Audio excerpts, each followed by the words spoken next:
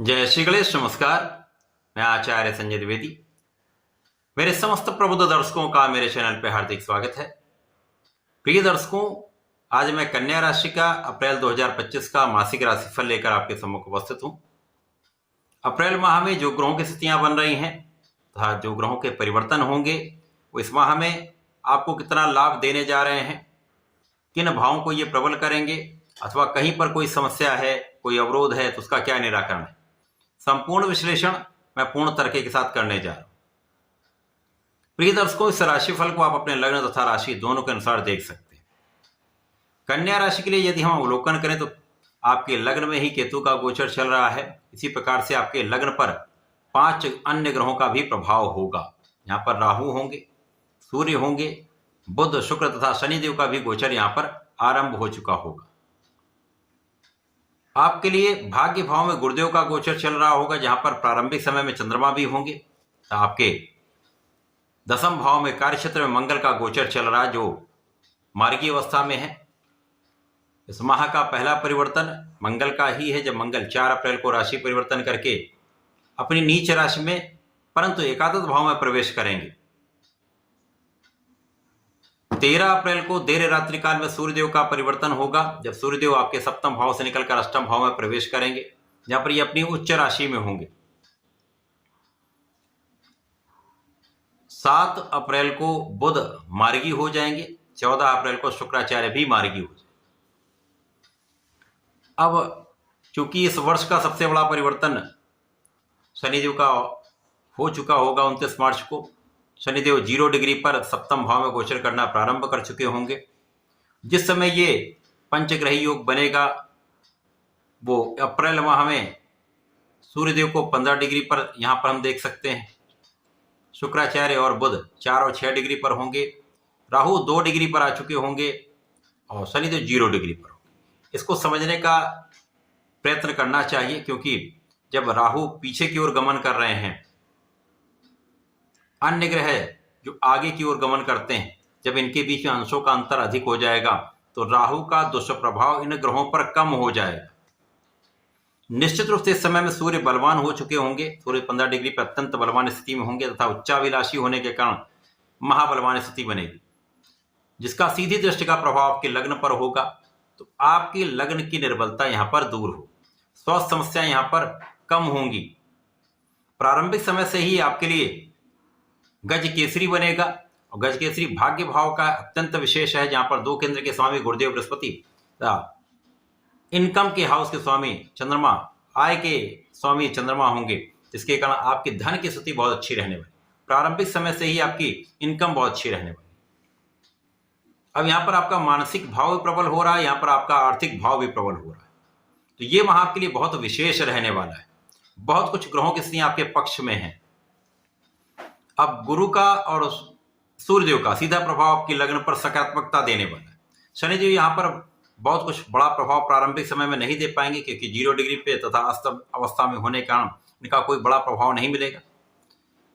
जो राहु की दृष्टि का प्रभाव लग्न पर था, जिसके कारण आप तनाव में रहते थे, स्वास्थ्य समस्याएं होती थी, मन का डिविएशन होता था, आप सही डिसीजन नहीं ले पा रहे थे, क्योंकि बुध भी यहाँ पर निर्बल है, जड़ दोष में है। शुक्र भी यहाँ पर निर्बल है, जो धन के स्वामी, तो लग्न और धन के स्वामी दोनों निर्बल होकर यहाँ पर गोचर कर रहे थे। प्रारंभिक समय में 14 मार्च से सूर्यदेव भी यहाँ पर ग्रहण में थे, परंतु 1 अप्रैल से स्थिति बिल्कुल परिवर्तित हो जाएगी। यहाँ पर आपके नेतृत्व की क्षमता पहले से अच्छी हो जाएगी, राहु का दुष्प्रभाव कम हो जाएगा, आप अपने कर्म क्षेत्र में अच्छा डिसीजन, अच्छे निर्णय लेकर आप आगे बढ़ पाएंगे। मंगल भी कर्म क्षेत्र में अच्छा लाभ आपको दे रहे हैं, जहां पर ये कर्म क्षेत्र को प्रबल कर रहे हैं, आपका कर्म क्षेत्र में नाम हो रहा है। निश्चित रूप से यहां पर यश वृद्धि का योग बनेगा।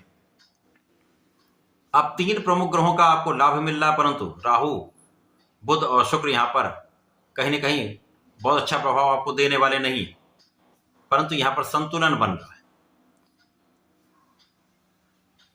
जैसे जैसे ये गोचर आगे बढ़ेगा, शनिदेव की प्रबलता बढ़ेगी, राहु की निर्बलता यहां पर बढ़ती जाएगी। राहु मृत अवस्था की ओर प्रस्थान करेंगे, 18 मई को मृत हो जाएंगे। तो यहां पर अप्रैल माह में शनि का बल आपको प्राप्त होने लगेगा। तो यहाँ पर संतान के पक्ष से अच्छे समाचार आपको प्राप्त होंगे। संतान पक्ष बलवान होगा, संतान से आपको सुख मिलेगा। आपके ज्ञान के भाव की प्रबलता आपको प्राप्त होगी। ज्ञान शिक्षा में आप अच्छा कर पाएंगे। 13 अप्रैल तक जो भी डिसीजन आप लेंगे बहुत अच्छे रहने वाले हैं। आपके काम के क्षेत्र में, आपके आर्थिक क्षेत्र में पिता का संपूर्ण सहयोग आपको प्राप्त होगा। 4 अप्रैल को मंगल लाभ भाव में जाएंगे, जहां पर ये नीच राशि में होंगे, परंतु इनका नीच भंग हो जाएगा, तो आपके अत्यंत शुभ प्रभाव प्राप्त होगा। अब यहां पर मंगल आपके लिए अष्टम तथा पराक्रम के स्वामी है। यहां पर निश्चित रूप से मंगल का लाभ आपको प्राप्त होने वाला है, जब आपका परिश्रम बहुत अच्छा हो जाएगा। अब स्वास्थ्य समस्याएं जब कम होती हैं तो आप पूर्ण परिश्रम करते हैं। अब आप प्रयास संपूर्ण रूप से करेंगे तो निश्चित रूप से आपको सफलता भी मिलेगी। प्रारंभिक समय में सफलता कुछ धीमी गति से होगी, परंतु उसके पश्चात जैसे सूर्यदेव उच्च राशि में होंगे, गुरु का प्रभाव होगा, मंगल का प्रभाव होगा, शनि का बल बढ़ेगा, तो आपको लाभ में भी कई गुना वृद्धि होने लगेगी। तो यहां पर मंगल का प्रभाव ज्ञान के क्षेत्र को विशिष्ट करने वाला होगा।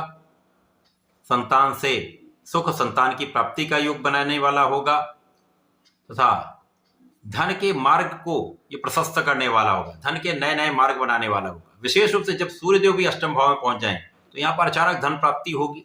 पारिवारिक संपत्ति से आपको लाभ मिल सकता है, परिवार के सहयोग से आपको लाभ मिल सकता है तथा विशेष रूप से पिता के सहयोग से, पिता के पक्ष से धन का लाभ निश्चित रूप से होगा। यहां पर आपको अपने आंखों का ध्यान रखना है। सिर दर्द की कुछ समस्या हो सकती है, बिना कारण तनाव ना लें। जब इस माह में सूर्यदेव अष्टम भाव में होंगे, लाभ भाव में मंगल होंगे, तो यहां पर जो जातक ऋण लेने का प्रयास कर रहे थे, जो व्यापारी गण ऋण लेने के लिए लगे हुए थे लेकिन काम नहीं हो पा रहा था, यदि वो सही प्रयास कर लेंगे तो निश्चित रूप से यहां पर धन की समस्या दूर होगी तथा आपको लोन प्राप्त हो सकता है। जो जातक नौकरी के लिए प्रयत्न कर रहे थे लेकिन उनको नौकरी प्राप्त नहीं हो पा रही थी, यहां पर यह प्रयास आपका सफल हो जाए। जो आपकी यात्राएं कष्टदायक थी, अब यात्राओं से भी आपको लाभ मिलेगा। अनावश्यक यात्राएं रुक जाएंगी। इस समय सूर्य का बल विपरीत राजयोग में होकर आपको विदेश से एक अच्छा लाभ दिलाने वाला होगा। जो जातक विदेश में रहकर कार्य कर रहे हैं, विदेशी सेवाओं में हैं, देश में व्यापार करते हैं, एक बड़ा पद, बड़ा लाभ तथा धन प्राप्ति के नए अवसर आपको यहां पर मिलने वाले हैं। अब जब यहां पर बुध और शुक्र दोनों मार्गी हो जाएंगे तो धीमे धीमे इनका राहु से जो अंशों का अंतर है वो बढ़ने लगेगा। तो स्थितियां पहले से अधिक होने लगेंगी। तो जो अभी तक आपने ये प्रयास और प्रयत्न किया है, जो आपने परिश्रम किया है, उसका लाभ धन के रूप में आपको प्राप्त होने लगेगा। आपकी सारी समस्याएं बहुत कम हो जाएंगी। आपका बल बढ़ने लगेगा। आपकी बुद्धि का बल श्रेष्ठ हो जाएगा। आपकी गणनाएं अत्यंत श्रेष्ठ रहने वाली। वाणी का प्रभाव पहले से कहीं अच्छा हो जाएगा। वाणी से ही बहुत सारी चीजें बन सकती हैं। वाणी से ही बहुत सारी चीजें दूषित हो सकती हैं। तो यहां पर आप सोच विचार कर बात करते हैं। किसी भी कार्य करने से पहले विचार विमर्श कर लेते हैं, मनन कर लेते हैं, तो ये समस्याएं होंगी ही नहीं। जड़ का अर्थ है बुद्धि आपकी जड़ हो गई। आप बिना विचारे आपने बोल दिया, समस्याएं आ जाएंगी। परंतु जब ये जड़ दोष समाप्त होगा तथा आपने विचार करके कोई काम किया तो समस्याएं ना के बराबर होती। अप्रैल माह में जो ये ग्रहों का परिवर्तन है था, जो इनकी पोजिशनिंग है, वो आपके लिए अत्यंत श्रेष्ठ प्रभाव देने वाली है। अब 2.5 वर्ष शनिदेव भी आपके सप्तम भाव में रहेंगे। निश्चित रूप से यहां पर कुछ बड़े योग आपके लिए बनाने वाले। अप्रैल माह में कन्या राशि के जातकों को नियमित रूप से भगवान गणपति की आराधना करनी चाहिए। ओम गंग गणपति नमः का 108 बार पाठ जप नित्य करना चाहिए था। शंकरनाशन गणेश स्तोत्रम का पाठ अवश्य करना चाहिए। नित्य एक बार कर लेंगे तो श्रेष्ठ लाभ आपको मिलेगा। जो राहु का दूषित प्रभाव है वो भी कम होगा तथा इस समस्याओं से आप निकलते हुए समस्त लाभ ले पाएंगे। तो ऐसा करते हुए इसका लाभ लें। धन्यवाद। नमस्कार।